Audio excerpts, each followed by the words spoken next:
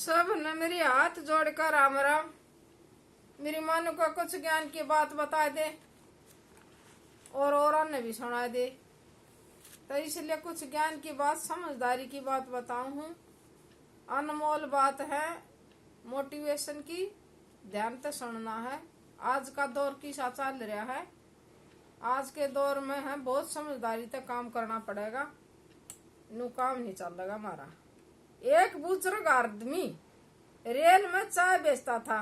जब वह चाय बेच कर अपनी झोपड़ी में गया था, उसने अपनी बुजुर्ग पत्नी को बोला कि दूसरी ट्रेन आने से पहले मेरी केतली भर देना और बना देना।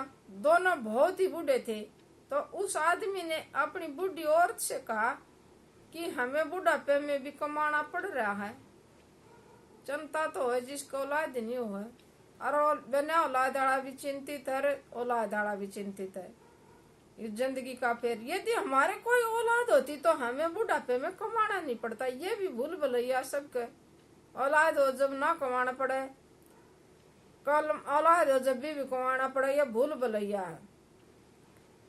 बूढ़ा आदमी अपनी केतली लेकर वापिस स्टेशन पर गया और उसने प्लेटफार्म पर एक बुजुर्ग दंपति को देखा।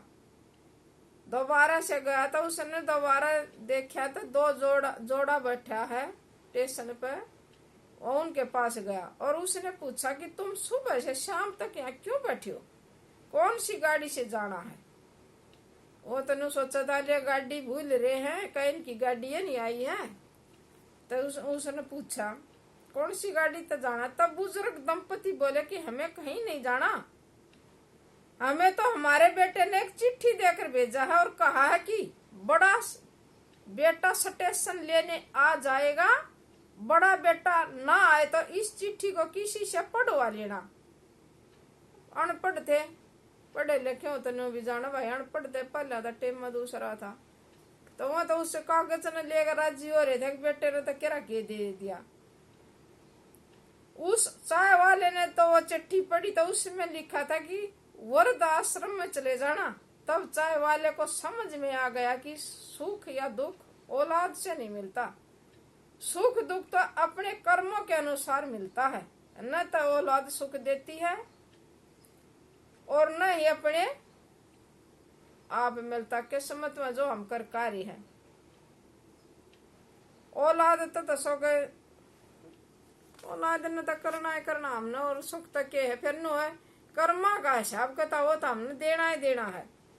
अगर आपके कर्म अच्छे तो अकेले बैठे भी खुश रह सकते हैं, और आपके कर्म बुरे हैं तो राजगद्दी पर भी दुखी रह सकते हैं, चाहे राजगद्दी क्यों न मिल रही हो।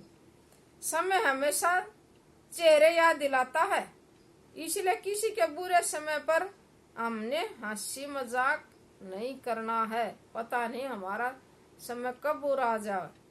परमात्मा हमें कभी भी बेसहारा नहीं छोड़ता, क्योंकि पेड़ पर सो रहे पक्षियों को नीचे नहीं गिरने देता, तो हमको बेसहारा कैसे छोड़ सकता है।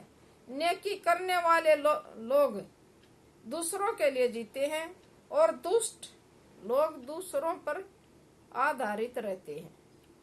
अगर हम समाधान नहीं निकाल सकते तो हम ही समस्या हैं, इसलिए हमने समाधान निकालना बहुत जरूरी है। और ये नहीं सोचना कि औलाद हो जाए जब सुखी होंगे, सुख तो हमारे कर्मों का फेर है। औलाद आड़ा भी दुखी है, बिना औलाद आड़ा भी दुखी है। जिस औलाद के लिए भिक्षा मानना है, यज्ञ कर रहे हैं, और जब वह औलाद हो जाए तो उस औलाद से फिर वह सुख के लिए ये करना शुरू करे हैं कि बच्चे ने ये कर दिया वो कर दिया, ईव के करा। तो भाई सुख तो हमारे अपनी समझते हैं, अपने आत्मिक विचारते हैं, और ना तो कहीं भी सुख नहीं है।